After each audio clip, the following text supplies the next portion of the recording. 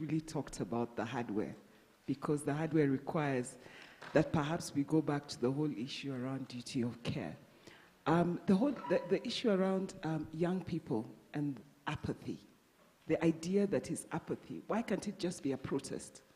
Why can't it be that young people are actually pretty much more smarter than us who decided, you know, we know how this is going to go, we're not going to waste our time. And the question we should be asking ourselves is that, is it wrong for people to protest and say we're not going to vote? Again, of what interest is it for them to spend all that time when we still have not been able to deal with the hardware issue? Because that becomes something that, again, is still left out there. You know, and I keep saying perhaps young people are much smarter than we are. They just decided they're not wasting our time. We still go there in the hope, in the faith, in the belief, and they're like, maybe you guys are on your own. But about GBV, and in this 2022, you know, people were struggling to come up with cases.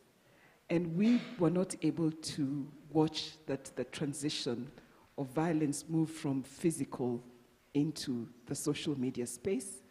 And the whole cyberbullying and the trolling that we have seen, specifically targeted at women and girls, is something that we have got to be able to talk about. But I think we also have to talk about how we have sexualized politics. And it's a conversation that, if we have, will then start creating, you know, the sort of actions that are necessary. I am a Luo, and if you listen to our songs, my God, and they are awful. Now, that is what we show and share in rallies, and they are obscene. And I think somebody from Western also told me they share the same. But that conversation, that music makes it so difficult for people to be able to respond and act. So how do we deal with this whole concept of how we have sexualized our politics in a way that it becomes normal to talk about sex in a way that even when it is a violation, it is considered to be, oh, but you know, Ijaber, you know? Mrs. Okero and the Chuadegi Nyundo politics. The brother behind. And then we'll come to you last. Check. Yes, there's a lady behind there also. All right. Tuanze na wewe. Dr. Okuro, you really spoke so well. And my name is Shemuganga, and I've studied in India for a long time, and I'm currently doing my PhD at the University of Delhi. And I must tell you, I've observed the elections. You cannot even know that there is an election going on. It's just so normal, and things are so normal. And when you look at us, that elections are coming, the first announcement you hear, the Minister of Education, schools are closed, even shops are closed, that we're waiting for God to come back, or World War III. I mean, like, everything is a standstill, but for them it's so normal. And even you look at the form of protest, you won't find people really fighting in public. It's people maybe who will even just go and sit on the road, and they want to be listened to. Someone will say, I am fasting until, how do you say, is this? No, what do you say? Hunger, whatever. Hunger strike. For days until you address my issues. And so the way we have done our democracy in Kenya, say, we have not internalized it and localized it to make it our own form of democracy. And we even see, that's why I was talking to others, that we are even printing our own materials from outside. And this is the problem we have, and unless we, first of all, trust each other, we will not have a democracy in Kenya. Thank you. Thank you very much. The sister behind there.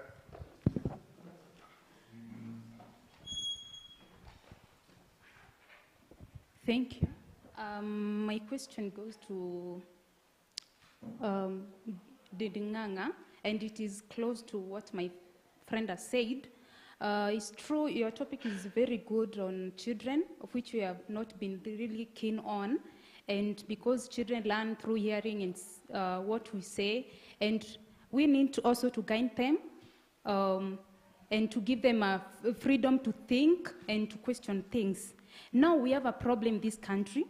Our elections are very emotive, and for sure, we go through very intense emotional labor, and some of us even here have not healed from 2022 elections. And how shall we teach them? Because we need to separate our emotions from reality.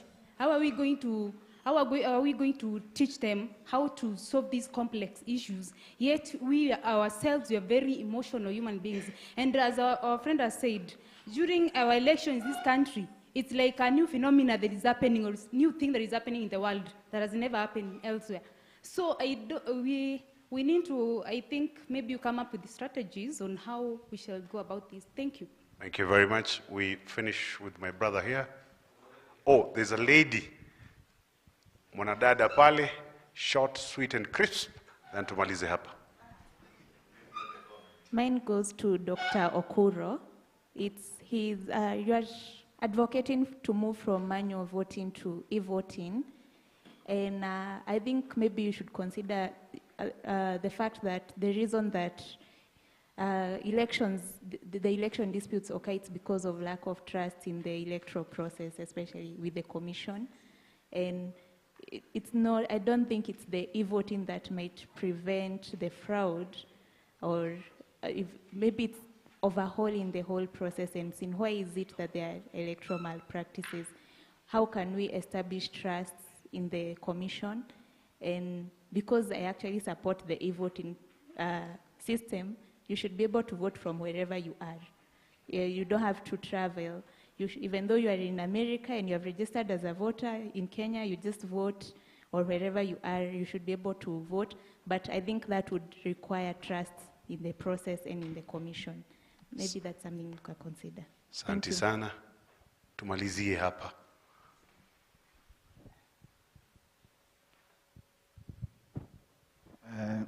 Thank you so much. I'm not sure if I heard you right when you are quoting the statistics sort of on gender-based violence. I'm talking to Murungi. There are some numbers you gave. I don't know whether they refer to 2007 or 2017, but just to bring to your attention that in 2007, 2008, we had more than 5,000 cases of GBV, the cases that just vanished. Bet you remember the number of discussions we had during that period. But again, I also don't know if, how you conceptualize gender-based violence, whether, and especially in 2007, you also included men who were abused during that period, and whether you also looked at it as GBV. And we have enough cases. Some of them, even those narratives are also recorded in the CPEV report. And there was even a case that was discussed at the ICC. It was actually, a case from Nakuru County. Yeah. Okay. Now, before the responses come in, it will be remiss of me as moderator not to put in my input. My input is very brief. My sister-in-law, Section 28 of the Children's Act, the right to demonstrate, the right to revolt. How practical is this in ordinary day life? My young brother, that was a good pitch from you. I would encourage you to read a book by Professors Brian Klass and Professor Nick Cheeseman, How to Rig Elections. It's a comprehensive analysis of how dictators, despots, and pseudo-despots are cleansing themselves at the altar of voting and election management. Dr. Daktari, thank you very much for your presentation. We've learned a lot from your comparative experience. Dr. Gendi, Judith Murungi, that was a heart-rending presentation on gender violence. It's a wake-up call for us to do things better. We will respond to the questions. Allow me to start with the right. Dr. Okuro, 1 minute. And mine is the Luo 1 minute.